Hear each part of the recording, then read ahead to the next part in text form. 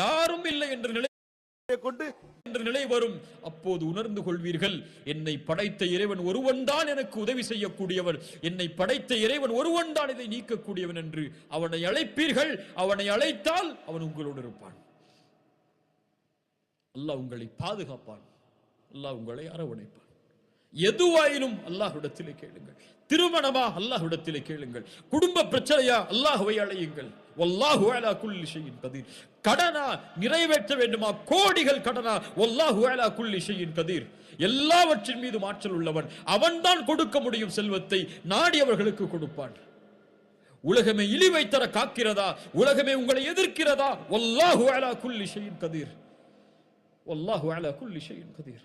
உலகமெல்லாம் என்னை வெறுத்து விட்டதே, யாரும் எனக்கு உதவிக்கு இல்லையே. ஆம், இந்த உலகம் பொய், இந்த உலகம் ஏமாற்றக்கூடியது. எல்லோரும் உங்களை ஒரு நாள் புறக்கணிப்பார்கள். யாரும் இல்லை என்ற நிலை வரும். அப்போது உணர்ந்து கொள்வீர்கள், என்னை படைத்த இறைவன் ஒருவன் தான் எனக்கு உதவி செய்யக்கூடியவன், என்னை படைத்த இறைவன் ஒருவன் தான் இதை நீக்கக்கூடியவன் என்று அவனை அழைப்பீர்கள். அவனை அழைத்தால் அவன் உங்களோடு இருப்பான். அல்லாஹ் உங்களை பாதுகாப்பான். அல்லாஹ் உங்களை அரவணைப்பான்.